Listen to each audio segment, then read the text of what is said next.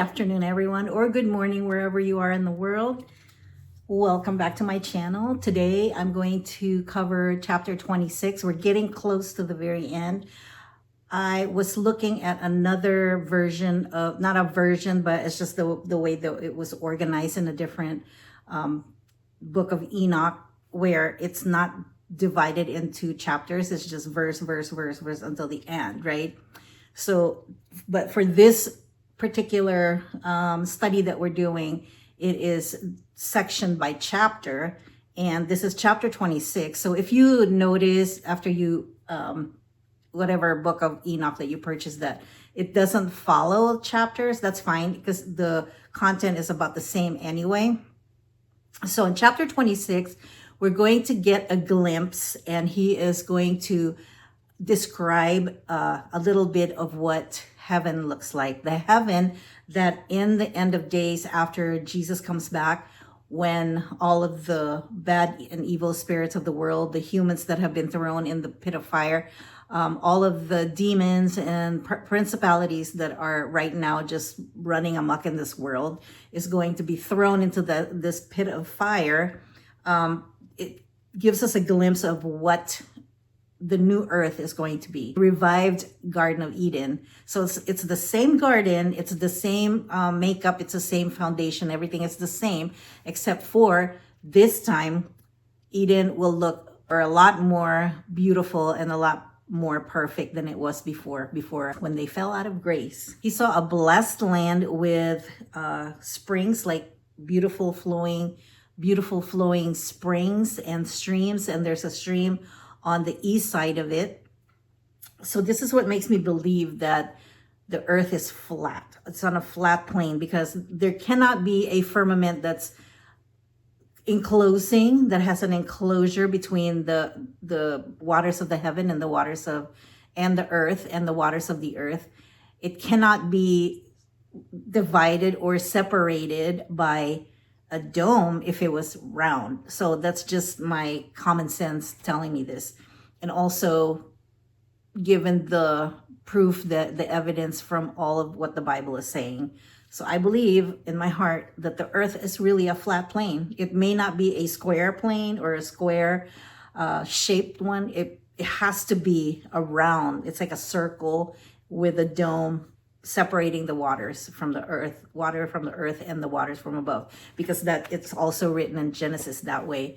So for you who are doubters, keep doubting, but like I would just advise to do your research. Just do your research, because it mentions it not only in the Book of Enoch, but there are books out there that have been written where it references everything that is in the Book of Enoch, references in our Bible today. So then in this place, Enoch saw a sacred mountain, and under that mountain is a stream flowing from the east, and it flowed southward. So if this is the east, wherever you're watching me, I think it's the east. Is the east, if I'm facing the earth down like this, it's the east, and then the west and south, the north, and then the south. So there's a stream on the east side that's flowing southward. And then on both sides of that stream, there are trees that are just really fragrant and has the fruits, and it just looks really beautiful. And it's just a little glimpse. It's just a small little glimpse of what, when heaven merges with earth, and Jesus comes and takes over the world, and the final end of this sinful, hurtful, painful, sick world that where those evil spirits are, among us. They're among us right now, and they're actually shape-shifting into human beings as well. And if you think about it, and pretty much that's all that chapter 26 is saying. It's just a description of what that's going to look like. And the air is filled with the scent and pleasing smell. It's just, everything smells good. You know how like you wash your clothes, and then when it comes out of the laundry, it smells so good. It's like so heavenly, especially if you have like special detergent that you're using. It smells so fresh. And all of these the beautiful nature all around that we're going to see in those days. It's not just like symbolic of beauty, but it's also symbolic of worship. So everything, man, humans, animals, trees, plants, everything will be worshiping God. I mean, how beautiful is that going to that day is going to be when everybody worships God, everybody. Because if that happens today, it would be so beautiful if everything on this earth, every human being on this earth just praised and worshiped the Lord God of heaven, our Father. And how beautiful would that be if everybody did that? Because then the world would be so nice to live in, it's so peaceful, right? And so this is at the center of the earth, and the center of the earth becomes center of renewal, which means everything that God intended for this world to look like, and from the earth to look like, the Garden of Eden would look like, is finally back into the way he intended for it to be, where all of the evil and the darkness and the dirt and everything is gone away from this world. And it's just so heartwarming to feel that, how good this would feel for us when we finally get to that place. And right now, all of you who are on the fence and the people who are just like turning their backs on God, I just feel so bad for them, because they're not going to experience all of this beauty that is being described here by Enoch, and all the things that Enoch saw, like how the darkness and the evil spirits and evil people, the souls, the black souls will just like burn in hell, and it's just going to keep, it's an eternal burning that will continue to burn you, and you will feel every pain that you can, and it's going to be not just for, like when you burn your hand, it goes away after you put salve, and it eventually gets better and better. Not then it's going to be forever. You're going to burn, you're not going to die. It's going to be just a continuous eternal burning fire, heat and suffering, and it's eternal.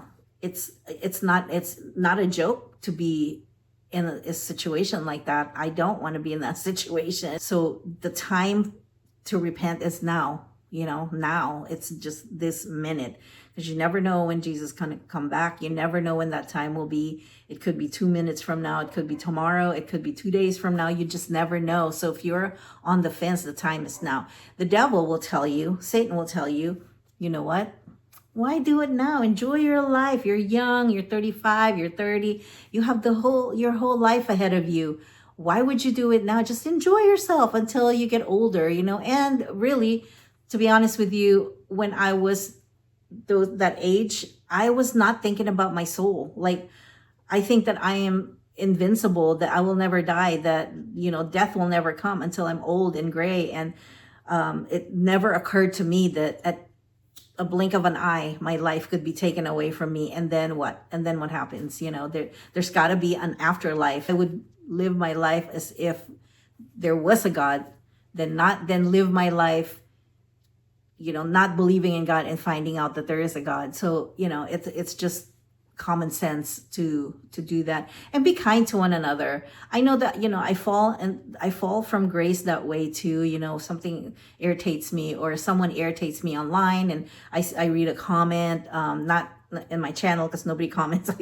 I wish you guys would comment and have a little discussion here. But like when I watch another video and it just irritates me because it's very disrespectful to God, then I would say something. I might say something mean, but then I realize, why did I do that? Because in the end, after all is said and done, everything that's going on in this world, in our lives right now, is nothing compared to what we need to be working on and putting our dollars, our money or our investment into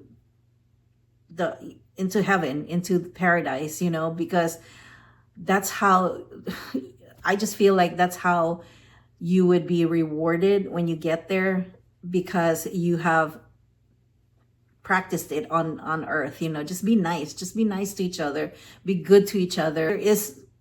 There are verses in the Bible where if there's somebody who's truly evil, even if they're a part of your family, that God will understand if you don't want to have anything to do with them. However, it is also the onus is also on you to forgive them because God has forgiven us. And if God can forgive us, we can forgive each other. Doesn't mean that you could trust that person again, especially when they're very hurtful and they have evil in them and they continue to do evil things to you. And I mean, there's a boundary that don't cross over. And if you do, then, God understands that there are evil people out there. But in reality, every single person on earth is created by God. It's kind of how you have to change your mind, your mindset into trying to get that person to come back to God, because everybody is redeemable. Everyone is. If God gives us chances every time we sin and he forgives us anyway, then we have to forgive each other. When they do something, if they sin against us, like they trespass against us, is what the prayer says. And at my age, when I was younger, I wasn't even thinking about this, invincible. I don't know, I believed in God, but it's like, and I had a relationship with God. However, my life as a young person, experiencing all of these things ignorantly, falling for bad things that, and bad decisions that maybe directed my life into something that I'm not happy about, that I have regrets over. I'm not saying that young kids should automatically just like, oh, I'm godly. Oh, I have to, win souls for God. And there's a lot of those people that do realize while they're younger that they can do that. However, the time is short. Life is short. And if you don't learn it, I wish I learned it when I was in my 20s, that, if I wasn't a Catholic, I would have understood more that live my life for God and live my life according to God's will, and not just like go to church just for the heck of going to church and, sit, stand, kneel, all these things that the ritual that goes on in the Catholic masses. In those days, I don't know if the Catholic masses have changed lately, but I am a non-denominational Christian, and I like that format better, if you will. Maybe it's format is not the right word, but how the non-denominational Christian explain who God is to me. Parables and all those things are good because it comes from the mouth of Jesus. However, if you just keep doing it like a ritual, it suddenly loses its meaning, and then you don't really get the message that God is trying to give to you, and to me, until I switched over to a non-denominational Christian, because I understood better. They were loving to each other. You can see the difference between somebody because the services for non-denominational Christian is way longer than the Catholic ones, and it's a ritual. It's there's like an outline of what you follow for the Christian masses. I don't know how it is now, but in those days it was like a ritual. It wasn't a, let's talk to each other. Let the priest would explain something that resonates in your heart the same way, instead of just reading a gospel and then just saying words like word salad. It's not the same. And my relationship with God has become way deeper when I switched over to non-denominational Christian. I don't know if there's a difference, but to me there is. And so I have become more aware of God and what God wants out of me, because I've always asked the question, God, what do you want from me? What is it that you want me to do in order to be able to progress into and grow into my spirituality and my belief and my faith in God? And this is where he directed me. I'm not a good speaker in front of people, but I can speak in front of a camera. And I'm hoping that I'm speaking to a lot of you out there, because it is very, very, very important, not just for me, but I think for you guys, it's very important to just give your heart and your soul and your spirit to God, because I want everybody within the sound of my voice to be able to be saved. And especially the ones who are near death right now, who are close to dying and they know that they're dying, to just reach out to God and ask God to forgive them and to follow him, and let Jesus be the light of your life. Let Jesus be your Lord and Savior, because everybody's knees are gonna bow to Jesus in the end. So why not do it now? That was just my 2 cents about, because it's now becoming real. Chapter 26, even though it's very short, it's becoming real what the beauty that is waiting for us when we get there. The beauty, the nature, Jesus, God, all the celestial beings, all of the things that have been created by God is going to be at our reach, because we are blessed. We are blessed. God has blessed us. God has his spirit inside of each and every one of us. And now is the time to reach inside your soul and reach inside your spirit to pull that out, and to help, and to have the Holy Spirit help get that out of you and just immerse you in this beautiful life that God has prepared for us. And if you do that, if you suddenly say, you know what, whatever's going on this earth, it's all evil anyway. I mean, you could just hear it everywhere. If you're in tune with the world right now, with all the wars and all the people, just, you don't even know who to trust. You can't trust anyone except for yourself, maybe somebody close to you, sometimes not even your spouse, but family, whatever, each of us have that person that we're close to. But even those people, who do you think you can trust? Who do you know that you can really, really, really trust, and who's not going to betray you in the end? You know what? Very simple answer to that is Jesus Christ. God is the only one that you can lean on to, and for sure you're going to get loyalty and love and support and guidance and redemption from God, because all powerful and almighty God is on your side. Just try to absorb that. Just try to absorb that fact that only Jesus Christ in heaven is on your side. He got your back no matter what. So, it's impossible to think that people can't understand that. It's impossible to even fathom that this is something that we all need in our lives. So let's do it. Let's trust God. Let's go do it. And until the next time, we're almost done with the Book of Enoch. As long as you've read the Book of Enoch, all of the other books will make sense.